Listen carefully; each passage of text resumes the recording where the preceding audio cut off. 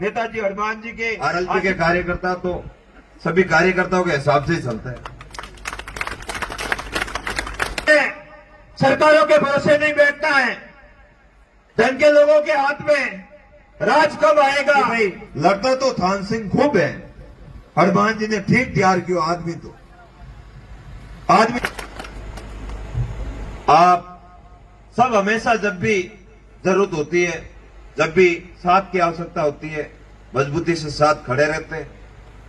और आज जब इतना बड़ा जागरण हो, भला मैं कैसे नहीं आ सकता। हाथों हाथ वहां से रवाना हुआ और 1.5 घंटे में आपके बीच में विराजित सभी पिता तुल्य बुजुर्गों को मेरा प्रणाम, मातृशक्ति को मेरा प्रणाम, युवा साथियों को मेरा नमस्कार। मैं आज आप सबके बीच में उपस्थित होकर खुद को सौभाग्यशाली महसूस कर रहा हूं। सब युवाओं की इच्छा थी कि नहीं, बालाजी भगवान के भव्य सत्संग जो आपके द्वारा, कमेटी के द्वारा आयोजित की गई, वहां मैं पहुंचूं। लेकिन कल्याणपुर, सुबह जोधपुर के कार्यक्रम, फिर पचपदरा के, छिवाड़ा के, बालोतरा के, लेट हो गया था। 12:30 बजे पचपदरा कार्यक्रम कर रहे थे तो भाई कैलाश का फोन आया, प्रभु जी का फोन आया कि नहीं आना तो है। तो मैंने कहा अब बालाजी की परम इच्छा है, आप सबका मन है, तो हम तो हमेशा आपके मन के हिसाब से ही चलते हैं। तो आपसे इस धरती पर, बॉर्डर की धरती पर इतना ही निवेदन करने आया हूं कि जिस हिसाब से रास्ते में मैं देख रहा था, रात के 1:30-2 बजे थे, जगह जगह पर धर्म की ध्वजा लिए हुए श्रद्धालु भगवान के प्रति आस्था रखते हुए सड़कों पर चल रहे थे। निश्चित ही मुझे लगा कि मेरे बॉर्डर का एरिया, बॉर्डर का इलाका हमेशा जब भी धर्म और भगवान के प्रति आस्था की बात होती है तो हमेशा अग्रिम पंक्ति में खड़ा मिलता है। ये बात आज रात को 2 बजे यहां सोटन दारासर की धरती पर देखने को मिली। मैं आपसे निवेदन करता हूं कि इसी तरह हमारी सभ्यता, संस्कृति और अपनापन और भाईचारे को जीवित रखना है। और हमारे जो बुजुर्ग यहां विराजमान हैं, जिन्होंने इस परंपरा को बनाया है, जिन्होंने जीवित रखा है, उनके बताए हुए रास्ते पर चलकर हमारे क्षेत्र और पूरे देश का नाम हमें रोशन करना है। यहां पर अपने भगवान का जहां मंदिर हो, वहां साथ में शिक्षा का भी मंदिर हो, ये जहां पर अच्छी लाइब्रेरी की व्यवस्था हो, कंप्यूटर कक्ष की व्यवस्था हो, बच्चों के पढ़ने के लिए डिजिटल स्मार्ट क्लासरूम सहित ऐसी सुविधाओं का विकास भी हमें करना चाहिए ताकि धर्म के साथ साथ शिक्षा का भी नवाचार हो सके।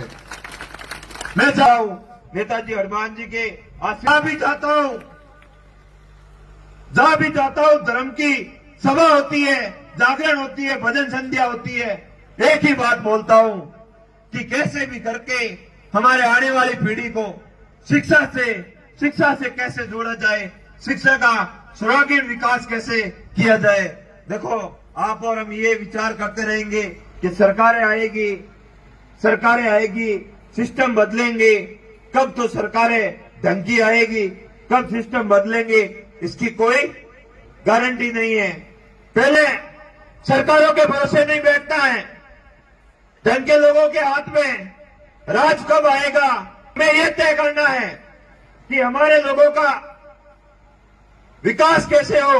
ये जो नन्हे मुन्ने बच्चे, बालिकाएं सामने विराजमान है, ये उच्च क्वालिटी की शिक्षा कैसे ग्रहण करें, इस हेतु हमें खुद सरकार बनना पड़ेगा, खुद ही शासन बनना पड़ेगा, खुद ही काम करना पड़ेगा, तब जाकर हमारे आने वाली पीढ़ी को अच्छे सदमार्ग पर ले जा सकते हैं। यही आशा और विश्वास के साथ मैं कमेटी सहित पूरे गांव से निवेदन करूंगा कि यहाँ अच्छी लाइब्रेरी का निर्माण कैसे हो, जैसे एकांत में बच्चा यहाँ आकर अच्छी शिक्षा ग्रहण कर सके, पढ़ाई कर सके, साथ में खेल संबंधित डेवलपमेंट हो। और दूसरी बातों का हमें ध्यान रखना है, नशे की प्रवृत्ति से दूर रहना है।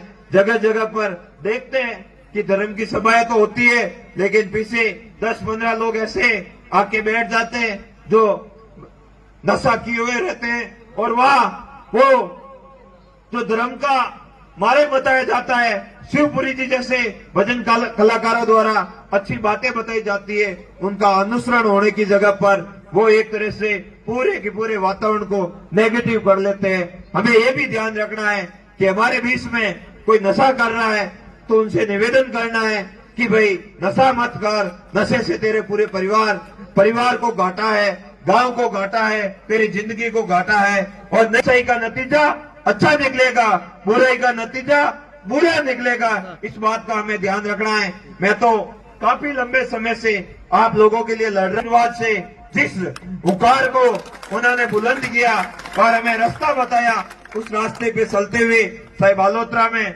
मजदूर तकलीफ में थे तो मजदूरों की लड़ाई लड़ी, जब किसान तकलीफ में थे, लास्ट बार जो बीमा क्लेम आया उसके लिए सर जगह पर बड़ी बड़ी सभाएं की, रैलियां की, सरकार को चेताया, मंत्री जी को चेताया, तब जाकर हमारी बात बनी।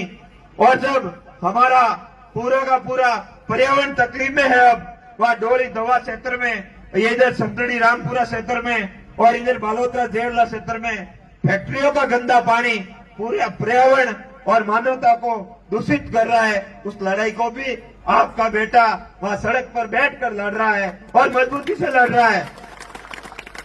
मेरे खिलाफ वहां पर कई सारे ताकतें पनप गई कि इस आदमी को कैसे रोका जाए, ताकि हमारे जो नाक में दम कर रखा है वो हमारा कांटा दूर हो सके। लेकिन मैंने उनसे कहा है कि मेरे थार के लोग 100 टन बाकासर शेरवा सहित ठेठ सीव से लगाकर जैसलमेर तक के लोग इस लड़ाई में शामिल है। मुझे एक यह धर्म सभा में आप दोनों हाथ उठाकर भरोसा दिलाए कि धान सिंह, तू जो लड़ाई लड़ रहा है पर्यावरण और मानवता को बचाने की, उस लड़ाई में हम तेरे साथ में हैं। भरोसा आपके इस बॉर्डर के इलाके में बहुत सारी समस्याएं हैं, बहुत सारी तकलीफें हैं, बहुत सारी बहुराष्ट्रीय कंपनियां आ रही हैं जो किसानों की सस्ते दरों पर जमीन हड़पने का काम भी कर रही है। बहुत सारे प्रोजेक्टों के नाम पर आपसे जमीनें ली जा रही है, लेकिन किसानों को जो दाम मिलना चाहिए वो दाम भी नहीं मिल रहा है। मैं आपको भरोसा दिलाता हूं कि जब भी आपको जरूरत पड़ेगी, मजबूती से आपके साथ में खड़ा होकर आपकी भी लड़ाई की जरूरत होगी तो लड़ाई लड़ेंगे। इन कंपनियों को भी या नकेल कस के रखेंगे, नाक में दम करके रखेंगे। कोई तो चुनाव के समय बातें करता है, ये आपका बेटा जो सामने खड़ा है हनुमान जी के आशीर्वाद से 100x7 आपकी लड़ाई लड़ता है, कभी ये नहीं विचार करता कि चुनाव के क्या रिजल्ट होंगे। बाबूजी विराजमान है। मैं अगर बद्री माफिया की लड़ाई शुरू नहीं करता तो मैं आज बालाजी के दरबार में खड़ा हूं, मैं चुनाव जीत जाता। मैं भी एमएलए बन जाता, जयपुर में बैठ जाता। मैंने बद्री माफिया से लड़ाई इसलिए लड़ाई की शुरुआत की, जो बद्री माफिया की जो शुरुआत है लड़ाई की, वो बालोतरा से उठी। 95 दिनों तक हमने धरना दिया था। अगर वो लड़ाई नहीं लड़ते तो मैं विधायक बन जाता। लड़ाई लड़ी, चुनाव हार गया, कोई फर्क नहीं पड़ा। 27 साल का था, आगे और बहुत लंबी उम्र पड़ी है, लेकिन नए टेंडर हुए, उसमें आज किसान को बजरी 250 से 300 रुपए में मिलेगी, वही बजरी 500 रुपए में मिल रही थी।